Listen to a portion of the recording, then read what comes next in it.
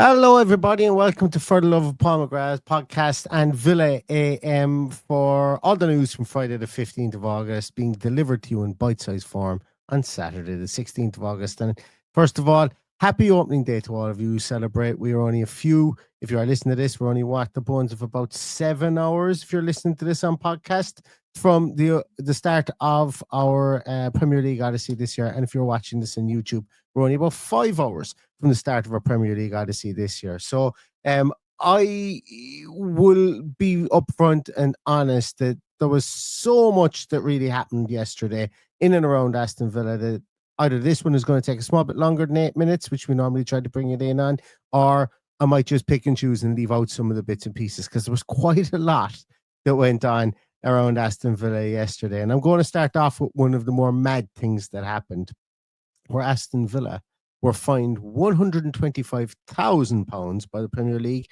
for multiple breaches of the multi-ball system rule that would be banned from using it in future matches, I think for the next 5 matches or next 3 matches or something like that. Again, once again, you guys don't need me to roll in and to do any more opinion pieces on ridiculous rules. But these are once again, these are the world that we're living in with regards to football, and the small things get punished, the big things don't get punished anyway. We'll get onto other things with regards to that. And talking about big things that may or may not have been punished, Aston Villa manager Unai Emery has expressed excitement about returning to Villa Park for the 25-26 Premier League season opener against Newcastle United, and has highlighted the team's desire for progress. He talked about some team news with regards to the opener, Morgan Rogers being in training, Evan Gassand coming along as well. He did mention that Leon Bailey, however, will not be involved tomorrow due to him being granted permission to speak to Roma and to discuss a move to the Eternal City, as we've spoken about in the previous 2 episodes of Villa AM as well. An interesting press conference. He came across very kind of measured, understanding and thoughtful, I suppose, about the financial constraints, and some of the questions that were put in were with regards to some of the financial constraints, and he batted them away, and basically it was business as usual in Unai Emery's mind. He did mention at one stage that he said that he did his old thing that he always does, that Villa are not contenders for the top 7 in the Premier League based off their budget. And he likes to be an underdog, and he likes to be punching upwards if that's the case. And we are this season more so than probably the last 2 seasons. So I like that mentality from him as well. Also, there was some transfer news. There was some transfer rumors. Once again, the spurious transfer rumor part of Villa AM is now fully in force. So one that it does look like there's a lot of legs to it is Alex Moreno out of Aston Villa. Real Betis are really, really pushing for his signature, but other teams are involved as well, one including Rangers up north of the border as well. It'll be interesting to see where Alex Moreno goes, because I do not think he's going to be involved tomorrow or involved in this team. Aston Villa have inquired about to be kept up to date with regards to the future of Barcelona's young fullback Hector Fort. A right back, can play centre back in a push and can play left back as well. Really interesting player. I meant to do a long form piece on him today, but time got away from me. It's been bonkers today.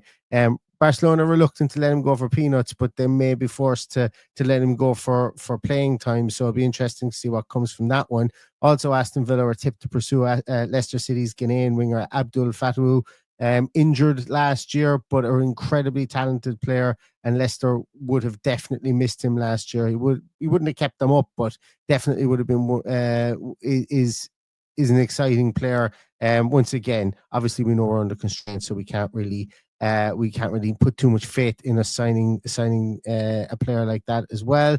Again, more rumours abound that Aston Villa are in contact with Arsenal with regards to Leandro Trossard. I think over the coming week we will see quite a lot of ruling in and ruling out of some of those transfers and moving on to other targets if that is the case. But once again, players out being the menu of the day, and also, as we mentioned, with Alex Moreno potentially going out and Leon Bailey potentially going out as well, on top of the Jacob Ramsey sale. Well, then maybe Villa will be looking to strengthen their their squad based on that. Also, Aston Villa's under-21 team lost 3-0 to Leeds in their Premier League Two opener, Bodymoor Heath. Yeah, it was a tough outing for the young lions there in Jimmy Shah's first game as the under-21s boss.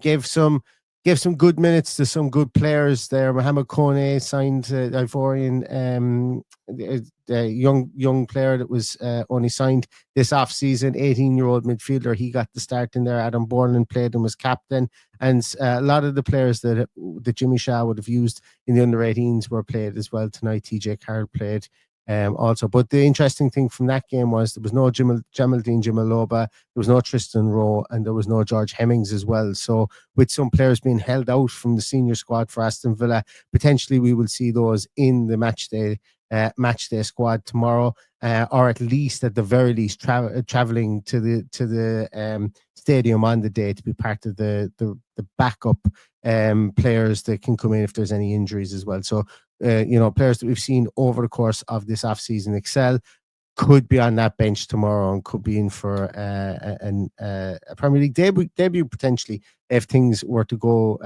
their way. So also the Aston Villa women's team went to Paris and drew 1-1 with PSG in a pre-season friendly in Deauville, with Ebony Salmon scoring for Aston Villa as well. So it's something that we want to bring more. We want to bring more updates on Villa's women's team.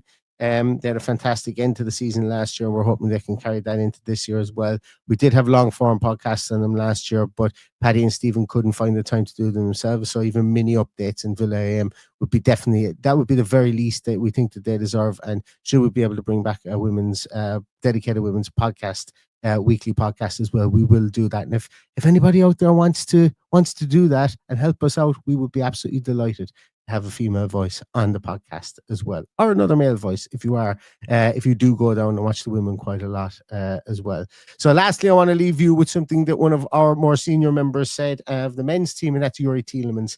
And Yuri Tielemans today had an interview where he discussed lessons to be learned from previous seasons, emphasizing the need to avoid losing stupid points and praising Unai Emery's impact. As we know, he was named Player and Supporters Player of the Year, and kind of wanted to hear that from one of the players, because we know that we have lost some points that we probably shouldn't have lost over the course of last year, and being cognizant and conscious of that, I think is one step to not repeating it again in the coming year. So that's your Villa AM for Friday the 15th of August. Roundup of news for Friday the 15th of August. Today is the day that we get back to Premier League football. I hope you'll all join us for the Team Sheet Tantrum, which will be on Saturday the 16th of August at 11:15. You can come and you can join me for that. And then also we will have a post-match reaction right on the final whistle for anybody as well. So come join us for that. Please like, subscribe, and share out the show. And we really, really appreciate everything you do. So stay safe, stay healthy. And all that's left to say is up the